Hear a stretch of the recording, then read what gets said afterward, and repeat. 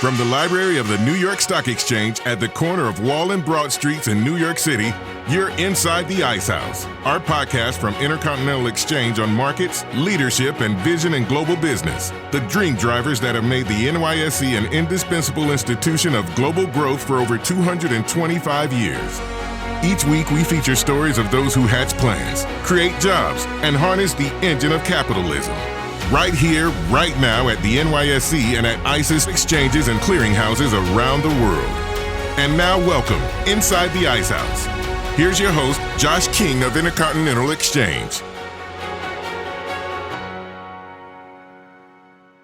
As we approach the halfway point of the year, it feels like we can already chalk up 2023 as the year that artificial intelligence went mainstream. The year kicked off with the frenzy around the launch of ChatGPT by OpenAI. That announcement was soon followed by Google, Microsoft, and China's Baidu rushing out their own platforms to market. The fervor led to discussions in every office on Wall Street and Main Street about how ChatGPT's bot, along with the dozens of other AI platforms in its tailwind, could be folded into day-to-day operations. The buzz around artificial intelligence often feels like a blockbuster movie with equal parts suspense, excitement, anticipation, anxiety, and fear. That actually makes some sense because most folks were introduced to the concept of AI by a Hollywood movie.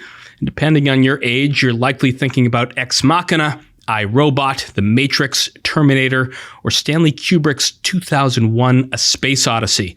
We consumed a lot of movies in the King household, and Kubrick was a house favorite, and even 55 years later, the HAL 9000 fits the public's understanding of AI. Let's take a listen. Good afternoon, Mr. Raymer. Everything is going extremely well. Let me put it this way, Mr. Raymer. The 9000 series is the most reliable computer ever made. No 9000 computer has ever made a mistake or distorted information. So I am constantly occupied. I am putting myself to the fullest possible use, which is all I think that any conscious entity can ever hope to do. Thank you, Hal.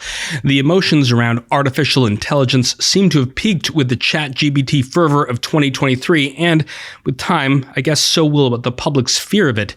We've passed the time imagining of how AI will change the world to an era talking about how it can be safely implemented and developed. The fact is, AI's use continues to grow as it has for decades and will continue for decades to come. Our guest today, BigBear.ai CEO Mandy Long, is leading the efforts of the company that debuted here with an IPO back in 2021 to help clients bring to bear the power of AI on the challenges facing them from the high seas to the data cloud.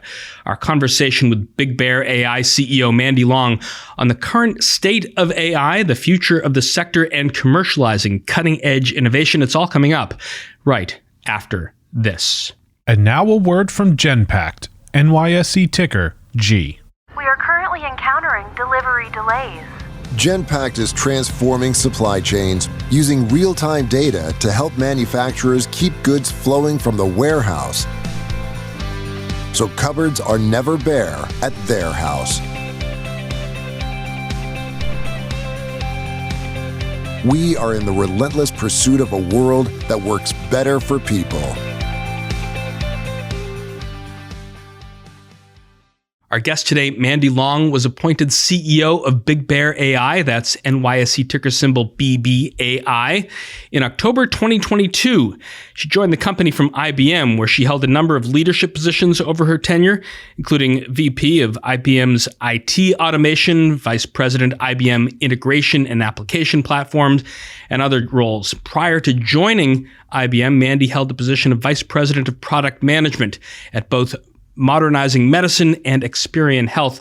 Welcome, Mandy, inside the Ice House and to the New York Stock Exchange. Thank you. Happy to be here. Thank you for having me. So, despite seeing the normalization in ChatGPT talk, what are some of the most exciting applications of AI that you're currently seeing that are, to use your phrase, moving beyond the theoretical into everyday use? The thing that's exciting about where we are right now is that we are still in the early days of understanding how this powerful technology is going to be applied. And as you said, outside of the theoretical sense and in the production environment. And that's most of where I've spent my career, is taking complex and kind of early stage emerging tech and applying it in the real world, because the last mile associated with that is often the most difficult, because you introduce the human factor. And humans are humans, and we are complex creatures and have our own needs. In terms of where I see the most emerging right now, I think particularly in the context of Big Bear AI, is really the rapid maturation of not only computer vision, but its application in terms of performance, right? An ability to be able to play a role in the human in the loop environment. And what I mean by that is a lot of our work in the CV realm is focused on the maritime use case, right? We sit on autonomous surface vessels, and we support the warfighter in reducing the risk associated with human life loss in really high stakes environments. And what we're seeing now as a result of the leapfrogs that have happened in compute capacity is that we can do more than ever at the edge. And we really are, becoming the eyeballs, right, of the services that are protecting our country. And we're going to get into a lot of that a little later in our conversation, Mandy. As I mentioned in the intro, a lot of media interest in AI seems to be driven more by fear than excitement. What are some of the biggest misconceptions about AI that you've encountered in your work? I think fear is a good way to describe it, right? And in many ways, I would say, though, it's fear of change, right? What we're going through right now is the fourth industrial revolution, and the way that people live and work will change forever as a result of the technology that is finding its footing in our day-to-day lives. A lot of the misconceptions that I see are really associated with how these models are trained, right? And what their capacity is to be able to contribute. And a lot of that has been on the back of, right, some of what's happened in 2023, right? And in introducing the interaction between, the sort of average, right, everyday individual who may not live in a technical seat to being able to interact with these models, it's overwhelming, right, to realize that we have technical capabilities that can in many ways generate and or represent human language. And for, the population that doesn't understand the depths of a lot of how these models get trained, I think that there is an inaccurate, right, feeling that this idea of, thought, right, or the ability to kind of go off script, right, is possible. And the reality is not the case, right? These models, even at scale, right, are still derivative of trained on large data sets, trained on the data that we, right, or the technology that we've created has generated itself. And they're an interpretation of those things. And from a handler standpoint, right, which is a technologist, right, a lot of kind of where we sit, right, is in the creation of and management of these models. They're still in controlled environments, right? They still will be in controlled environments. The higher stakes you get, right, not only I think in the defense sector, but also in a previous sector I worked in medical devices, freeform here, right? We're applying these things to narrow use cases still, and we have not made the launch in a production environment into, completely federated learning. AI can mean a lot of different things, and we've seen it as a catch-all for a relatively undefined field and industry. I remember when your company went public 2 years ago, long before the current buzz, and noting that it was part of the business's public identity.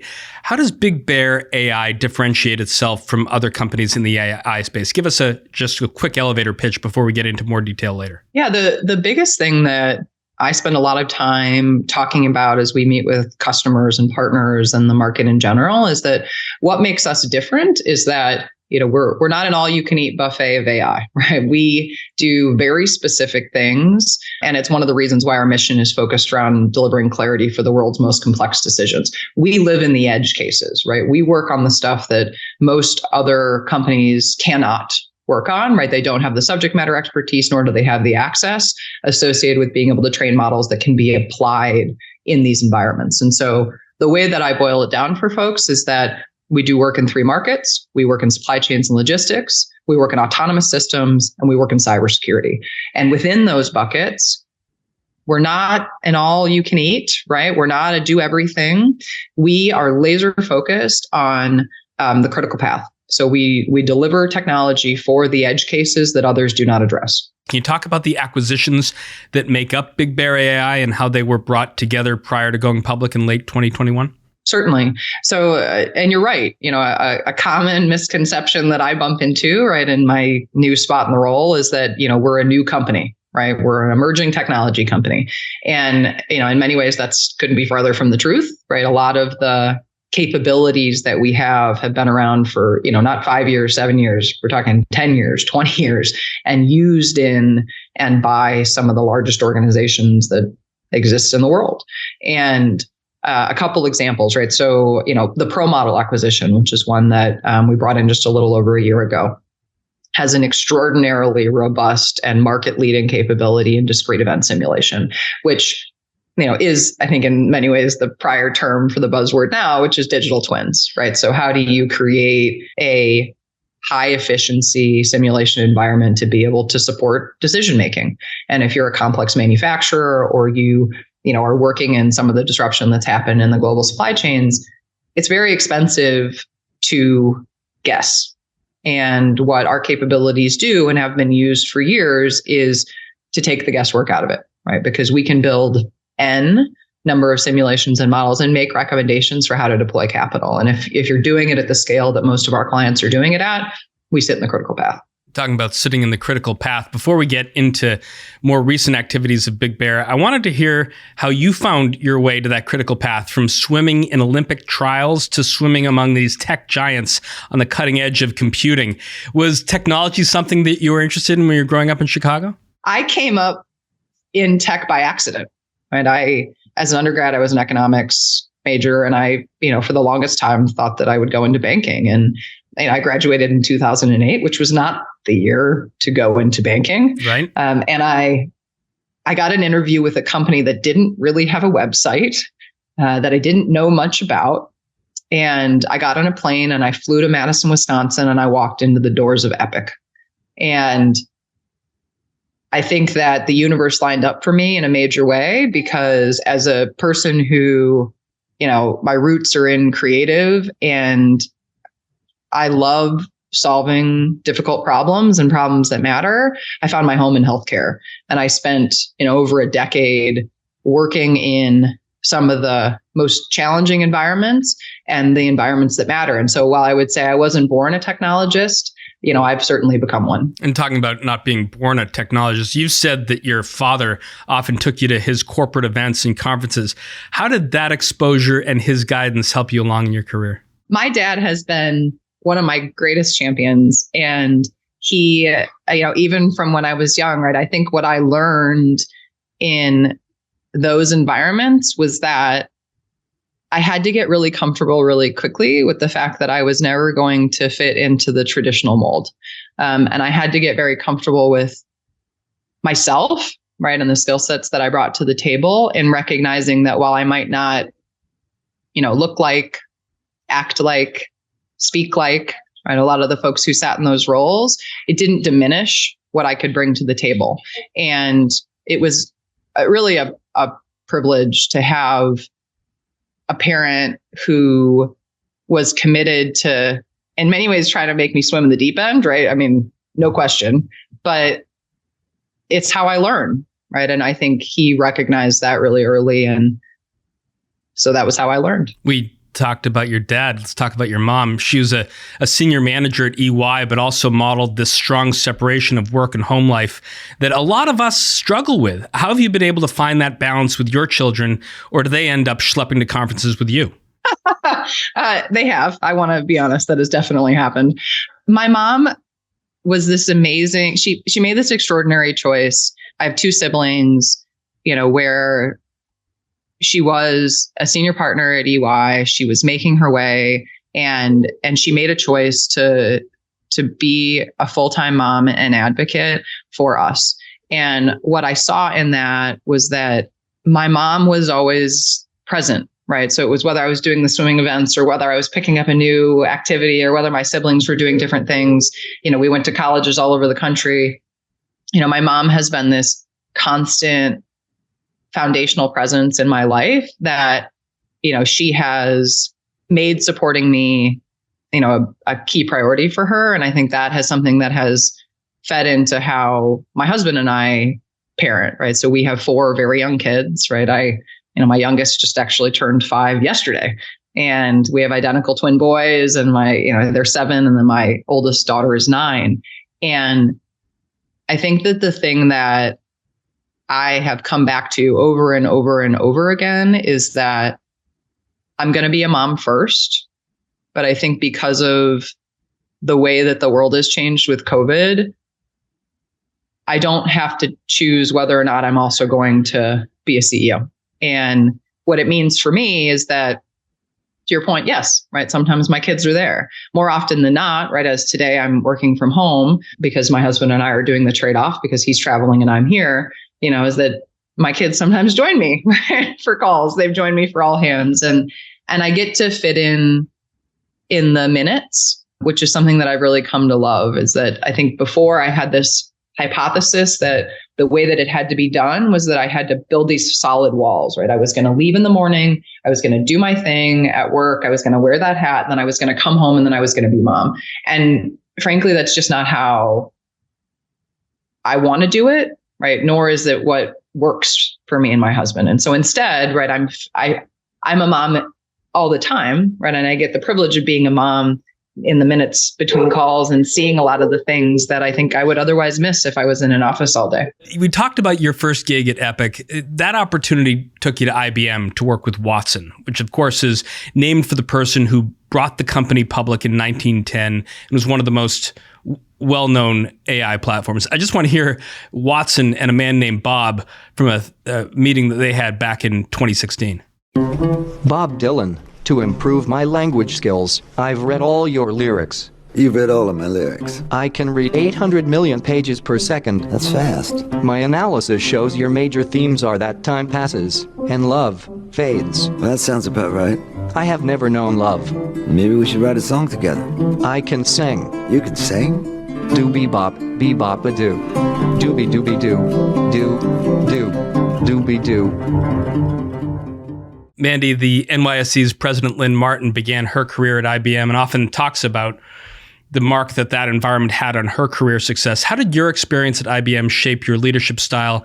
And what were the lessons you learned during that time that shape how you run Big Bear? I will forever be a proud IBMer, right? While I'm not there anymore, the 5 years that I spent as a part of that organization, I think fundamentally changed the way that I thought about the application of this kind of technology. I was recruited into Watson Health, and I spent several of those years at the beginning working on the absolute bleeding edge of what could be done in computer vision and AI as applied to healthcare. And more specifically, I had the privilege of working on and was head of product for the Watson Health Imaging business, which is a medical device business, and building out computer vision associated with things like, looking at mammography, right, and chest CT and chest X-ray, and looking for things like breast cancer and prostate cancer and lung cancer. And it is a humbling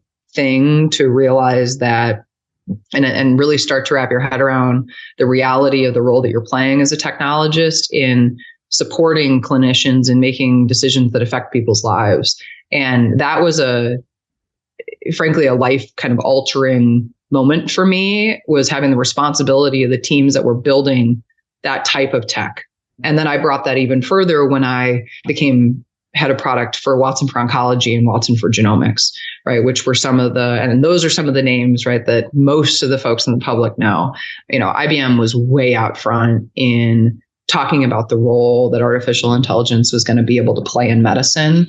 And I think that while, we absorbed the bumps and bruises, right, associated with being a first mover, it didn't change the reality of what we were seeing, which was that healthcare was and is going to be fundamentally different because of AI, right? And as a parent, right, and as a mother of 2 kids who have special needs, I need AI to play a role in the healthcare system, because the healthcare system is still fundamentally broken, and it is particularly broken for those who cannot advocate for themselves. And so that was, talk about a way to come into IBM. It was amazing to be able to go around the world and to talk about the technology that we were doing, and to do it on behalf of, I think, one of the greatest organizations that exists.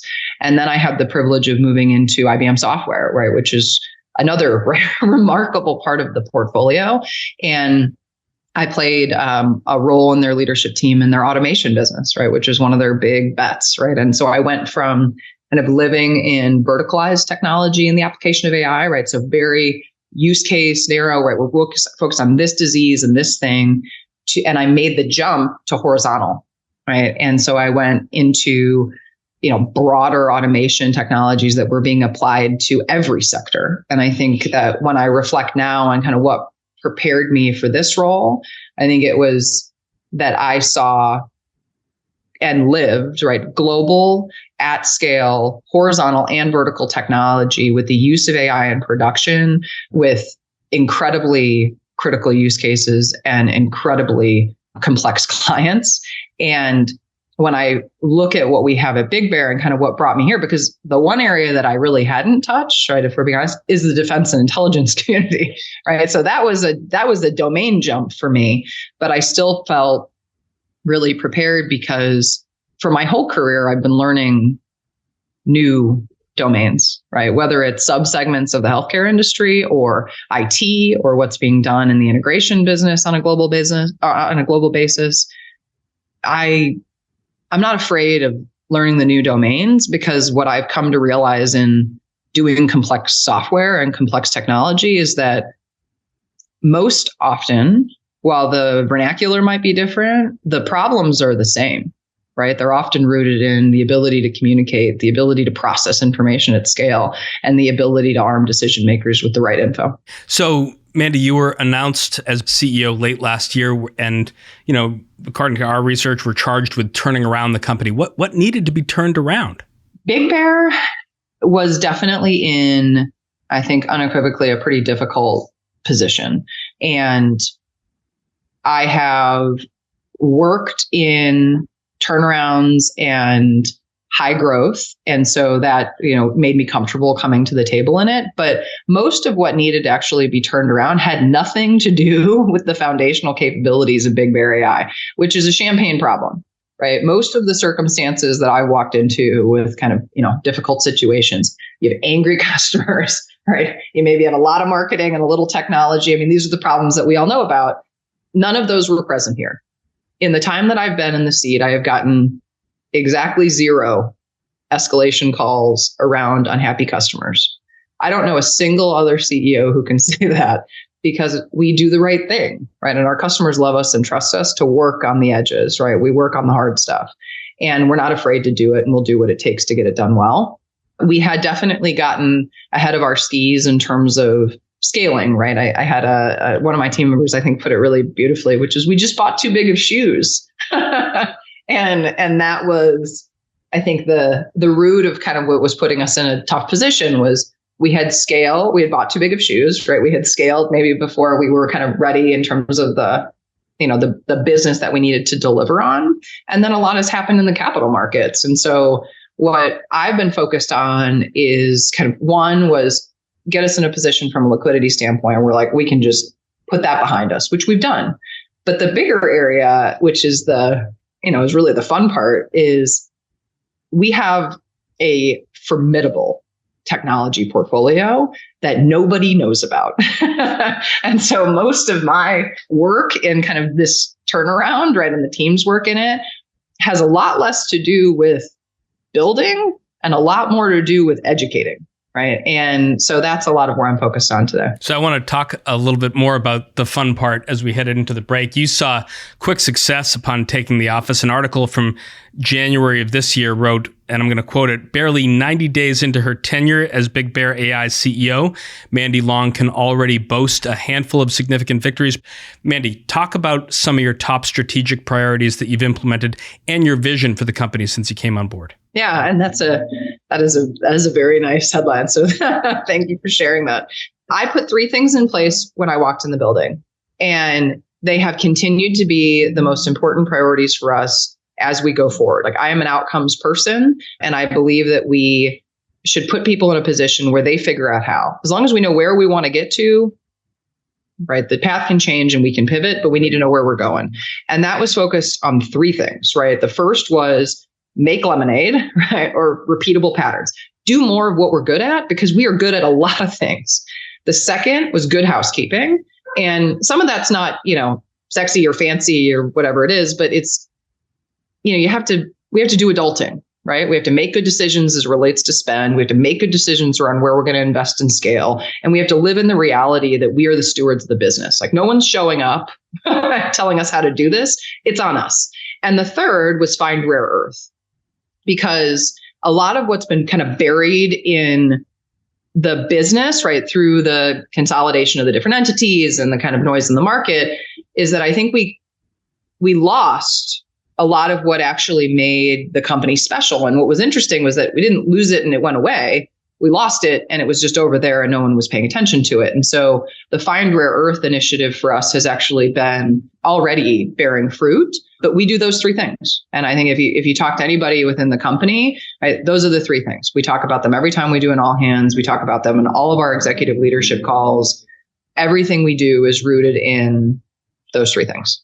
Practically all companies fear being disrupted, but the risk must be significantly higher for a company like yours. How has Big Bear AI adapted to changes in the AI industry over the past couple of years to ensure that you're going to stay at the forefront of innovation? So the team has done a spectacular job of working with our customers to continue to understand their needs and to build solutions that are focused on actual validated needs, right? I think a lot of kind of what companies can get sucked into is, what's kind of the hot topic of the day, right? What's the sort of external report saying? But there's nothing that's going to get better than the relationship with the end users. And we have a lot of those. And so what Big Bear has done and will continue to do is that, we work directly, right? We're going to talk to the people who use it. Right. And that's where we're going to understand where the pain is. And we're going to build technology around that. And we have a very large innovation ecosystem just within our business. Right. We have team members who, nights and weeks, I love it. Right. Go solve the problem, figure out if you have something. And then if we cross the threshold of what's possible, practical, and people will pay for it, we'll pour gasoline on it and we'll get going. And because we know who we are, I think that's what's going to keep us ahead. Right. Is I don't have any misconceptions about the fact that the greatest ideas in our organization and how Big Bear AI will continue to evolve is not on the back of, what I can make up in a closet, right? Like it's on the back of the people who make this business work, who work with our customers and know what they need. I wanted to just geek out for a minute on one of those real world applications that are, as we talked about earlier, on the edge. Now, this is sort of the result, I think, of the agreement that you have with L3Harris, which is NYSE ticker symbol LHX, and your company that you announced this week that is going to integrate Big Bear AI's forecasting computer vision technology with the ASView system. Now, this system, by the way, was first installed on the USNS Apalachicola, which my friend and former colleague Senator Kelly Loeffler christened back in 2021. As I was watching that christening ceremony, you could see what the application of that ship was, basically to bring a large contingent of Marines into a hostile territory, probably under a lot of fire, where you don't want to unnecessarily expose sailors and operators of the ship to hostile fire. The Marines are going to have to take it because they're going ashore. But basically, that huge ship can basically operate on its own and make some of its own decisions, right? That's right. And I think what's extraordinary for us is that, we have an amazing and long time relationship with L3Harris. I think that's one of the things that's important to note on this is that our most recent partnership announcement is building on years of deep and trusting work together. And what I think is remarkable about what we've been able to navigate and how we are tackling, the autonomous systems world is that Big Bear AI has superpowers, right, associated with the application of artificial intelligence in production, right? We are very good at computer vision. We are very good at predictive analytics, particularly for the warfighter. And L3Harris is one of the most formidable, right, autonomous systems and platform builders that exist in the space. And so by combining those two things, what we're going to be able to solve together is exactly to your point, right? How do we get further in terms of operational reach and be able to deploy these vessels into environments that, previously we just weren't comfortable, right, sending people into? And then how can we actually start to take advantage of what can be done at scale in, I'm going to be nerdy too, in the pixels, right? Because if you think about what these cameras are able to pick up, right, relative to the just human cognition, right, and what we can process. There is incredible power in that kind of man-unmanned teaming for how we're going to be able to use these sensors and these cameras and the models that are associated with it to basically sift through the noise and get to the data that matters faster. I mean, to me, like, it's closing the kill chain. After the break, Mandy Long, the CEO of Big Bear AI, and I are going to talk about the company's three main verticals: supply chain and logistics, cybersecurity, and autonomous systems, and the future, really, of the entire sector. That's all coming up right after this. Shopify Editions is back with over 100 product updates and enhancements all in one place.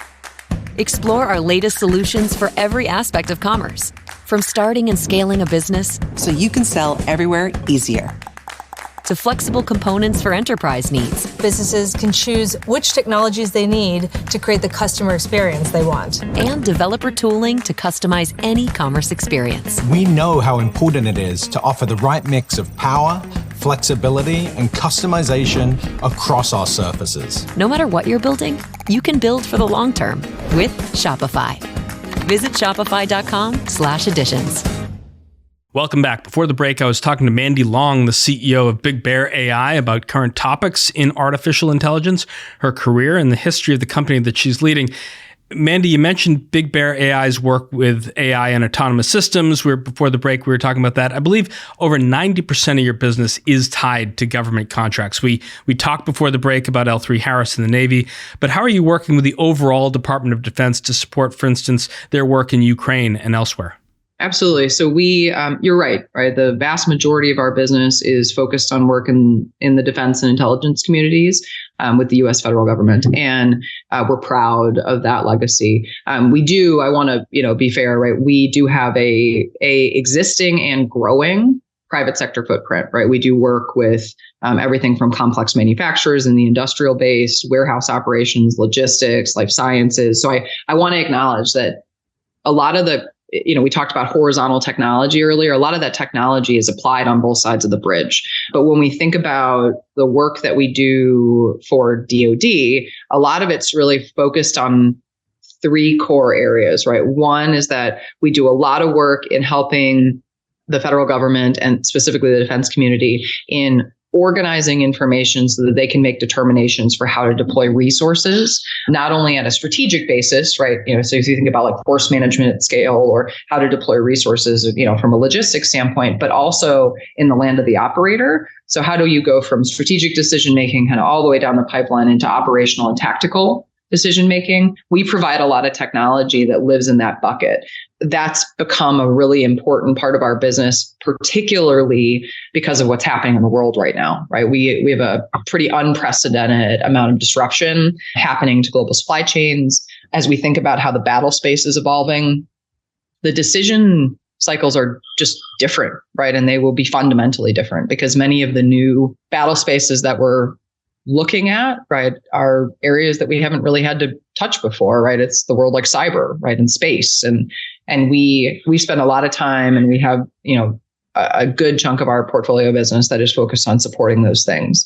The second area, which is a superpower we have in cybersecurity, which is focused on reverse engineering. So we do a lot of work in threat analysis, identification, mitigation. We do a ton of kind of vulnerability assessment as a service. So think about that from the lens of, if you're a very large platform manufacturer, if you manufacture for the federal government, the cyber risk component of that is very important. And we are a close partner and an adjunct to, in many ways, those existing processes where we provide those services as a service on an ongoing basis as an objective third party to say, okay, right, from a defensive, but also an offensive standpoint, here's what you need to be thinking about. And then the last piece of what we do is we kind of already talked about a little bit in terms of autonomous systems is computer vision, particularly focused around identification, classification of anomalous marine objects, but also, predictive forecasting. You teased a little earlier about, we've been talking for a couple minutes now about the various parts of your work and the business of the company that is focused on defense-related activity. You teased that there was more activity that you're working on in the private sector. And, it's no surprise. The technology pipeline from the government to the private sector is a well-worn one, from the first GPS system really to think about the entire internet. Can you take us inside the process of how Big Bear AI identifies and works with clients and partners to tailor some of your maybe defense-related technology and bridge the gap between products that you've done for the federal government and applying it to use cases in the private sector? Yeah, absolutely. I think, we can stick close to home for me because it's an area that, we're doing a lot of exploration. It is, I think, a good example. So if we think about reverse engineering and the role that, that type of analysis can provide, a lot of the risk that exists in our society around cybersecurity is in the private sector, right? It's in these devices and in IoT that's been developed without that in mind. And they've created open doors right across our entire ecosystem for, how adversarial behavior can sneak in. And an area where I think that is front of mind for many people is in healthcare, right? If you think about as a former, med device manufacturer and leader, do the best you can, but we were in the business of building medical devices. And I think there is an incredible amount of value that the rigor and maturity that exists within the defense community associated with how we think about cybersecurity posturing can be brought to the private sector. Because when we think about some of the, large forces that we're looking at and a lot of the risks that we're, I think taking on as a society, right, as we think about the geopolitical climate, it's not going to matter, right, which side of the bridge you sit on, right? If we have a challenge associated with being able to deal with cybersecurity risks, we have to look at it as a society as a whole. And so I think that's one example. Another example that I would give is, the federal government's not the only part of the world that's dealing with supply chain disruption, right? If you are a large manufacturer, right, or if you're building, look at some of the disruption that's happened in life sciences, right? If you're trying to get absolutely critical manufacturing and distribution done and into our country, you're in a tough spot right now, right? There is impact that I think we are only beginning to understand, and we are in react mode right now. And so a lot of the technology that we've used on the federal government side associated with kind of how to get ahead of that, how to look at potential risk areas, how to develop alternative strategies, we're seeing a huge amount of tailwinds associated with bringing into the private sector to help them plan, right, and respond. Staying on maybe one of those big challenges the private sector is facing, a lot of the recent CEOs that we've had on the show, people that run paper products businesses, people that run technology giants, even people that are involved in and running logistics companies, they have been paralyzed at times over the past couple of years by disruptions to the global supply chain. Let's geek out a little bit on how Big Bear AI is tackling those issues and what role does the company have in mitigating these real-world delivery disruptions. Yeah, and you're right. We are in a new world as it relates to having to deal with disruption. And if you are running a large organization that has been dependent on global supply chains for how you build and deliver capabilities to the market, this is a real problem for you. The way that we break down our portfolio there and the services that we offer live at a couple of different layers in the cake. At the very top level, which is I think an area that we're seeing more and more pull for, is a solution that is focused on geopolitical and macroeconomic forecasting and simulation. So as I'm sure you can imagine, you can see how those types of capabilities can be applied in the world of defense, right, and intelligence. But if you are, to your point, if you're a paper manufacturer, if you are moving goods and you're doing commodity acquisition associated with how you actually create goods, being able to look out ahead, right, and being able to as well simulate levers, right, to be able to say, okay, if this is a potential disruption that's happening to one of my channels, right, where are the alternative places I can go? Where can I have the most impact to be able to mitigate continuity challenges? That's one level. So that's at the top, right? And so if I'm a senior executive that's trying to make decisions around where I'm going to bolster, right, my business to be able to deal with risk, our capabilities there fit in.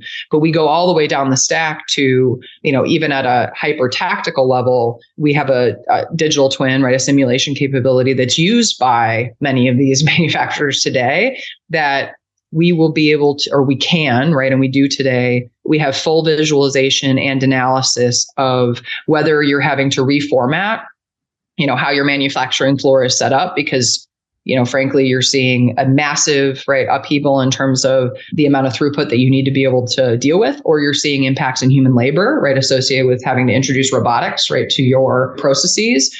Or if you're kind of down in the distribution layer of how are you running and optimizing this warehouse, knowing that we're continuing to have massive labor challenges and shortages in labor associated with getting those roles filled so that we can actually move the goods out of the building and in the last mile. That's where a lot of our tools fit. I think for Big Bear AI, I think we often, in many ways get kind of confused, with, maybe we only do cyber, or, maybe we are, we're a federal contractor that sits in, as an SI. Well, in many ways, that couldn't be further from the truth, We have hundreds of customers who are in the manufacturing and warehouse ops world who rely on us every day to make those decisions. One more area we can geek out on before we sort of wend our way toward the end of our conversation. You've mentioned it a couple times. It is a topic near to you because of your background in healthcare, is the silver tsunami that experts are predicting will overwhelm our healthcare system in the next decade. Also, the system currently very beset by human bias as well in terms of the quality of care that's delivered. What is Big Bear AI bringing to the table, and how are you currently working with healthcare providers to help mitigate concerns that we all have about the healthcare system? Yeah, I could spend a lot of time talking about how unprepared our healthcare system is to deal with what is coming, particularly because I think if any of us have had to recently engage, particularly in an acute scenario, with the healthcare system, I think you quickly realize how challenged, the environment is, not only because of the nursing shortage, but just because of the fact that we are going to see a crippling amount of influx of highly complex patients with highly complex needs who need support, and we are not prepared for it. And so when we think about Big Bear, in that world, we have a capability that we call Future Flow RX that's used by hospital systems to determine optimization paths for how to get patients into the right places at the right time and move them through the system in the right way for that particular patient, So it's personalized in that way based on the patient's need, but it's also tailored to the particular hospital's capabilities, and their volume, and census associated with how they can actually move patients through the beds. And when I think about, what we can do, I think even some of the capabilities that we talked about earlier, I think that there are more places that we're going to be able to play a role. But today we're very focused on, the sort of the supply chain of healthcare, particularly focused on getting patients to the right places. And for a system that is already buckling, under staffing shortages, lack of automation, and a care crisis associated with a population that we really haven't had to tackle before. More technology is going to need to come to the table, but the cautionary sort of tale that I would tell, is that a bunch of bespoke applications thrown at people who are living on the ground floor of these hospitals we have to be very thoughtful, And so, starting with the end in mind is important. And I think it's why Future Flow RX has been really successful, We have Seattle Children's has used us. They had a $14 million savings associated with that implementation, associated with staffing huddles. And even though it seems small, there are operational changes that can be made that I think we'll be able to make a change for the patient, And that is certainly where I'm focused. The research on the impact of AI on diversity and inclusion is kind of mixed at this point. But one thing that's clear is that a diverse set of humans will result in less bias in technology. What are some of the ways that Big Bear AI is working to increase diversity and inclusion, both within the company and with you as a leader in the industry, the wider AI industry?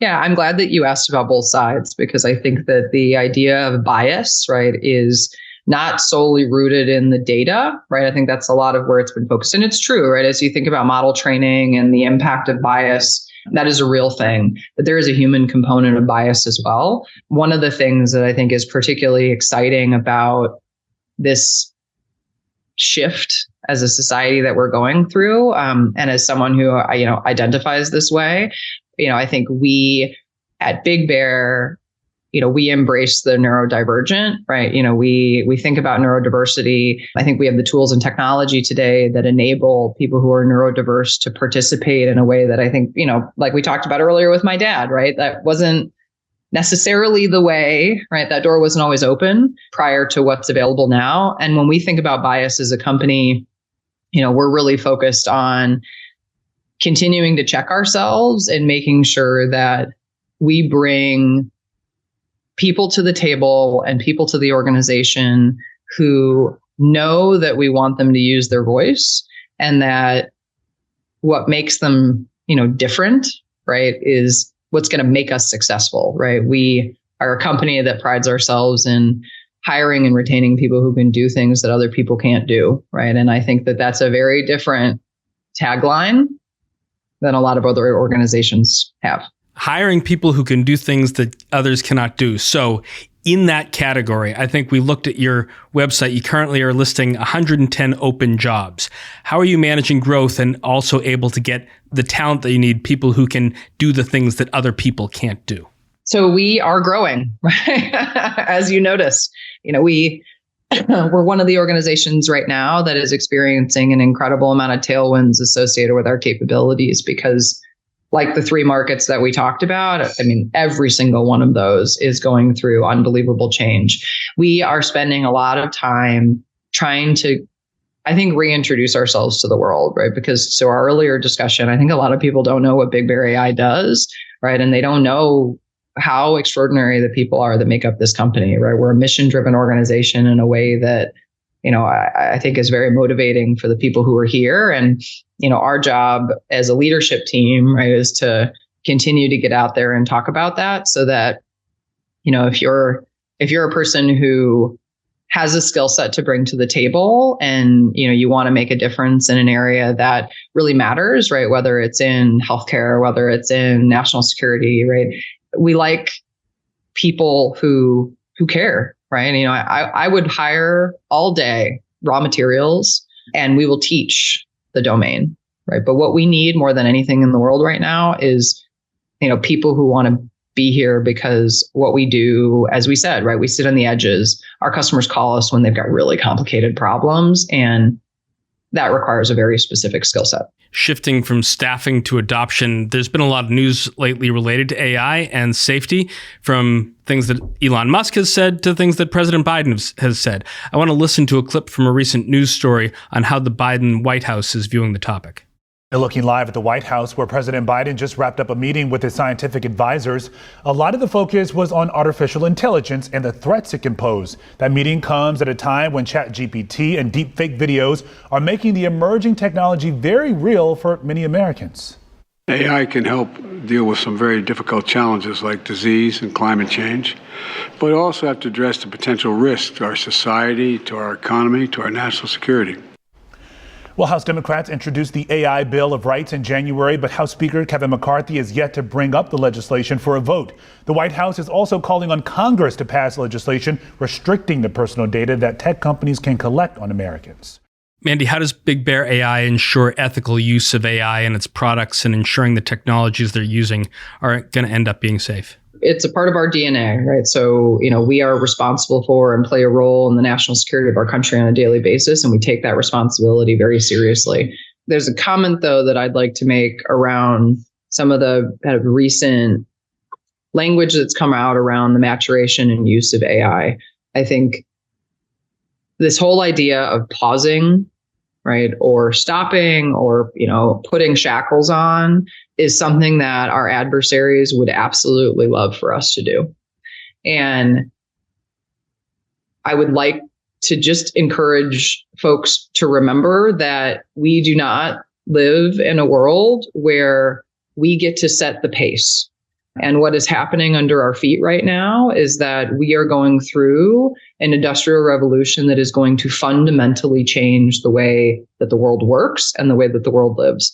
And if we do not figure out and embrace a willingness to go along the path in how this tech is going to mature and be used at scale, we will lose the privilege of being able to participate in how that happens.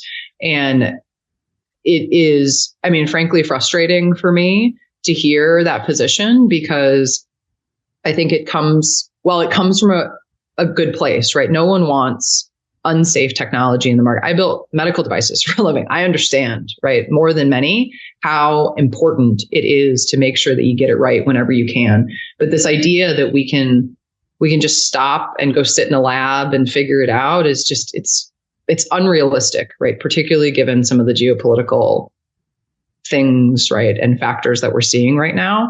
My view on it is that we have to focus on getting to and embracing an understanding of what is an ethical use of AI, right? How do we think about creating transparency so that we can empower people to understand that technology is not perfect. AI is not perfect. Humans are not perfect. And we have to figure out how to make them operate together. But this idea that we can stop is unfounded. As we end then, Mandy, let's imagine a future where the shackles are not put on, that the free market does reign. If we jump forward to 2025, maybe even 2030, given a person in your position, what does Big Bear AI look like, and how would you gauge future success? What I want to see us focus on, and what we are investing in right now, is there is the next level of the game that is about to be unlocked associated with AI use at scale. We're not talking about it a lot right now because I think that we're still very excited about bespoke AI applications and kind of single use models, right? You know, we can do this thing. We figured out how to optimize this. We can look at these pixels and tell you this, or that. But where this is going is that we are going to hit the end problem associated with the number of models that can be run against payloads and the need to be able to orchestrate that. And, you know, in a previous life, right, in Experian Health, I worked in clearinghouses.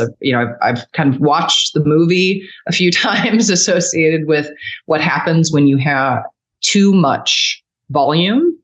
The human factor breaks down. And so where Big Bear is focused is on where the puck is going, right? And so we're in the process of, we have a solution called Conductor OS, which is the Conductor operating system that's focused on how we do that type of work. How are we going to be the conductor, right, for the orchestra that's going to emerge here? Because it's not going to be one vendor, right? Another sort of unrealistic perspective, right? We're going to be the group that empowers and builds the operating system to empower whether you're three guys in a garage that builds a remarkable piece of technology that can do a specific thing, to a large organization that has a portfolio of models that can run over a variety of different payloads. We're going to build the infrastructure that makes that possible. So by the time that 2025, 2020, 2030 comes around, we're going to be in a place where we're going to actually make it so that AI is democratized for the average person. AI democratized for the average person. What a great journey we've had in this conversation, Mandy Long. Thanks so much for joining us inside the Icehouse. Thank you for having me. And that's our conversation for this week. Our guest was Mandy Long, CEO of Big Bear AI, NYSE ticker symbol BBAI. If you like what you heard, please rate us on iTunes so other folks know where to find us. If you've got a question or a comment you'd like one of our experts to tackle on a future show, or you want to hear from one of the CEOs of our listed companies like Mandy Long and Big Bear AI, email us at icehouse@ice.com or tweet at us at Icehouse Podcast. Our show is produced by Pete Ash, with production assistance and editing and engineering from Ian Wolfe. I'm Josh King, your host, signing off from the library of the New York Stock Exchange. Thanks for listening. We'll talk to you next week. Information contained in this podcast was obtained in part from publicly available sources and not independently verified. Neither ICE nor its affiliates make any representations or warranties, express or implied, as to the accuracy or completeness of the information, and do not sponsor, approve, or endorse any of the content herein, all of which is presented solely for informational and educational purposes. Nothing herein constitutes an offer to sell, a solicitation of an offer to buy any security, or a recommendation of any security or trading practice. Some portions of the preceding conversation may have been edited for the purpose of length or clarity.